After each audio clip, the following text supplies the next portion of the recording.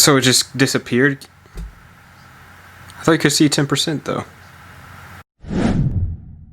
What's up everyone, hope you're having a great day. Today for me has been pretty good. Actually, this week has been pretty good. So yesterday, which today's Monday, so Sunday, August 23rd, was my birthday. Woo! I turned 22. I'm really happy about that, and I got to do some incredible things. On Saturday, the 22nd, I actually went to Shenandoah, and I went hiking, and it was awesome. I had amazing views, and I got to do a great trail with my dad. My dad and I got lost, and we ended up hiking a lot more than we thought we were going to hike. It was great, and now don't regret any moment of it. And it was awesome because I also got this pamphlet, Shenandoah. So it's a national park in Virginia. It's so much fun to go hiking. If you guys don't go hiking, make sure you guys find a place and try it out. I'm actually going to do a quick little synopsis. Well, I guess that's what you call it. I don't know what you call it exactly. Quick little overview. Kind of shot some videos while I was hiking of like some things I saw, some waterfalls, and so I'm going to play that now. And if you guys don't want to see that, then skip to this part right here. I guess it's going to be right here or something somewhere around here. It's going to be, the timestamp will be somewhere. Anywho, it was a lot of fun, and I recommend you guys, if you are not hiking right now, go find a place or go do something outside. That's all I can encourage you guys, is be active. It's fun. Anyway, so here's the quick montage. Hope you guys enjoy it.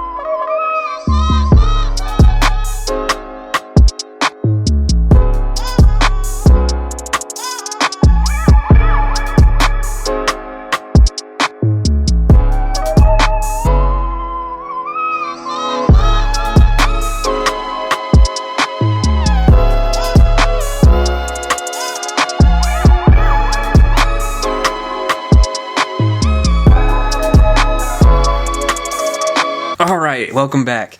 I hope you guys enjoyed that little montage.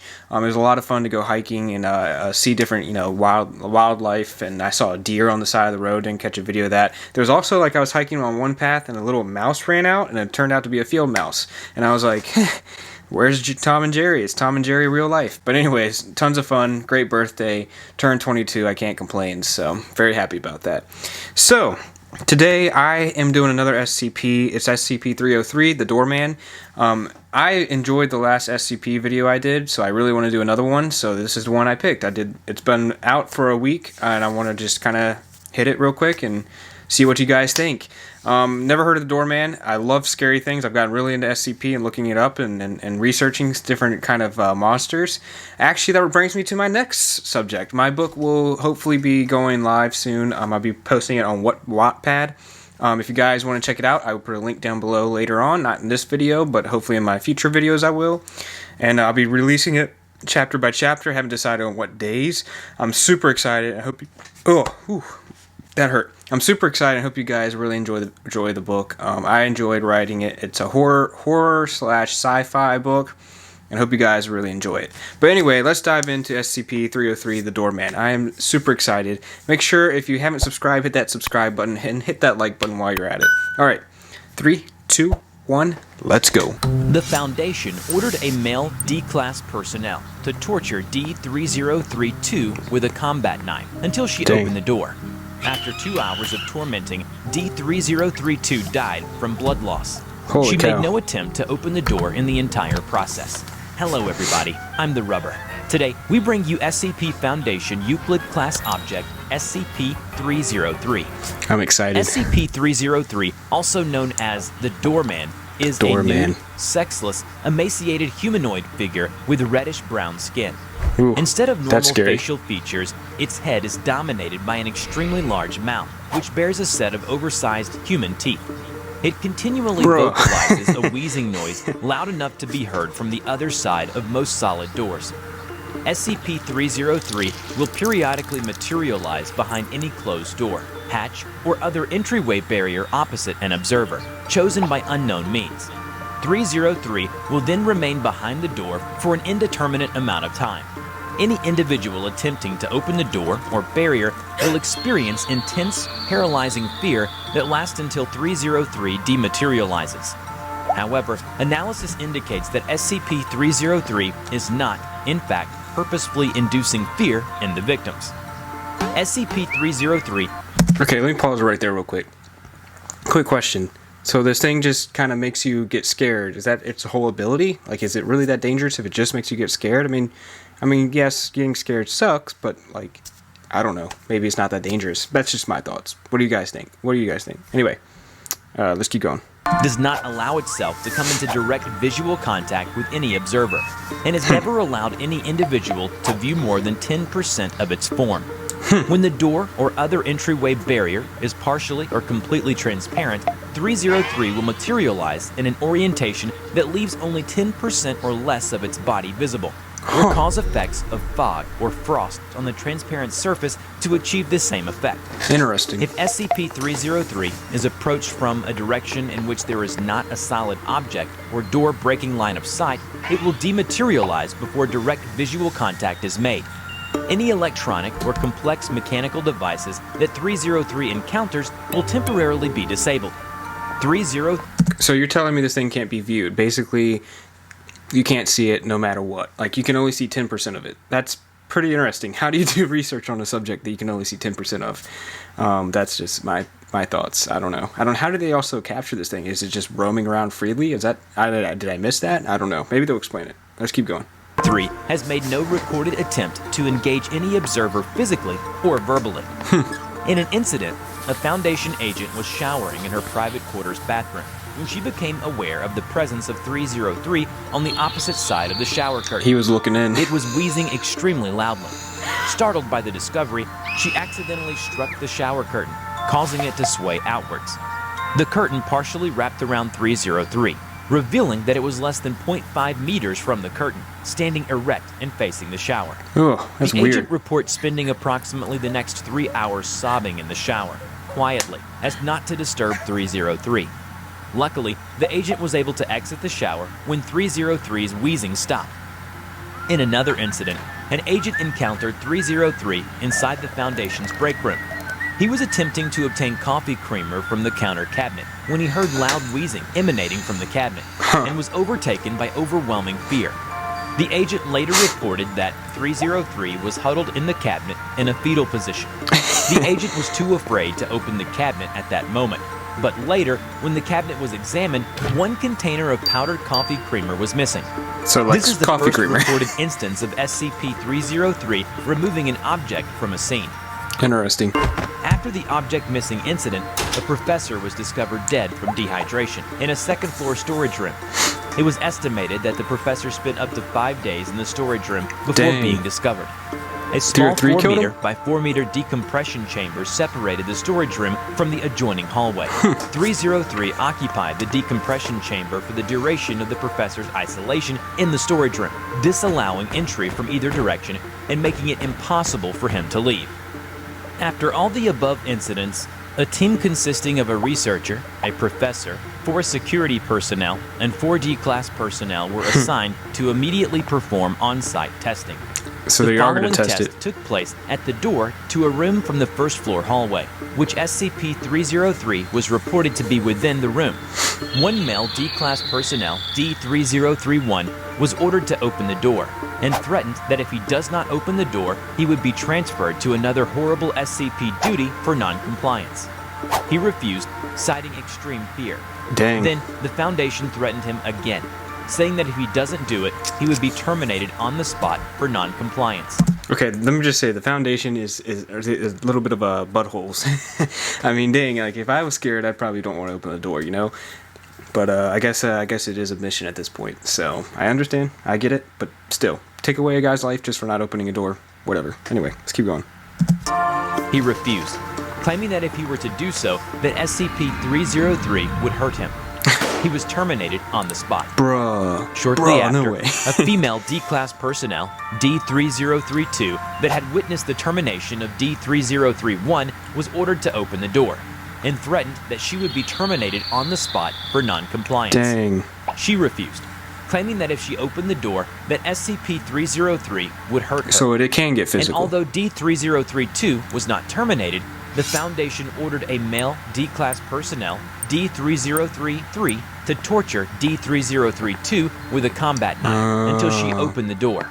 So that's After what happened. 2 hours of tormenting, D-3032 died from blood loss. Dang. She made no attempt to open the door in the entire process. The Foundation once assigned Dr. Hessen to test on SCP-303, along with SCP-729J. SCP-729J is a soft toy that gives death stare and corrode anything or anyone who even catches a slight look at it. Jeez. When Dr. Hessen was told to walk through So the she's door trying to give with it to this 303 303? on the other side while holding SCP-729J, 303 promptly opened the door for Dr. Hessen and ushered her through before quickly exiting the room, with Dr. Hessen showing no sign of the usual fear response. 303 was found 6 hours later in an abandoned storage closet in a fetal position, sucking its thumb. Very interesting. SCP-303 appears to have claimed the second-floor storage room as its own. It has so far disallowed any personnel entry to the room since May 4th of 2010. Dang. It leaves periodically to acquire Foundation property, which is then moved into the second-floor storage room. Just like To packing date, up. 303 has acquired 1 cryotube, 3 sets of standard Foundation surgical equipment, 2 D-Class research cadavers, 1 gasoline-powered generator, a variety large quantities Holy of chemicals, crap. and also a container of powdered coffee creamer. In addition to this, a number of classified materials have been obtained by SCP-303. Staff are still attempting to determine what specific purposes SCP-303 may have for these materials. Okay, so let me stop it there real quick. This thing gets scared of a little bunny, hides in a storage closet, and then starts stealing everything, and they can't get into the storage closet. Man, I would blast into there. I mean, I don't even care if that thing. Honestly, maybe it killed those 2 people, but it doesn't really have any track record of killing people. So, is it really that dangerous? I don't know. What do you guys think? Comment down below if you think it's dangerous. I don't know. Just me. 303 was also suspected of stealing SCP-573 and SCP-899. Jeez. This incident was recorded in Site-62's containment breach record. It was about 1:34 a.m. that day, and 303 manifested outside Site-62's main entrance. Jeez. Security personnel were panicking and fleeing. 10 minutes later, 303 opened Site-62's main entrance doors. Video feeds overcome with static for a period of 36 seconds. Video blackout So it follows just disappeared? possible route of entity through site. I thought you could see 10% SCP though. personnel reported seeing 303. It headed towards inanimate SCP storage vaults. Security team was tasked to contain 303 immediately. After about 20 minutes, the entire security team was incapacitated by SCP-303. Not dead though. Still hasn't killed. 303 exits Site-62 unopposed. Well, I guess and it is video dead. interference Whatever. finally ceases. Security later reports an overwhelming feeling of terror, preventing them from acting against See? 303. Upon inspection of Site-62 after the incident, SCP-573 was found missing. Dang. Warnings sent out to all sites to be on guard for the entity.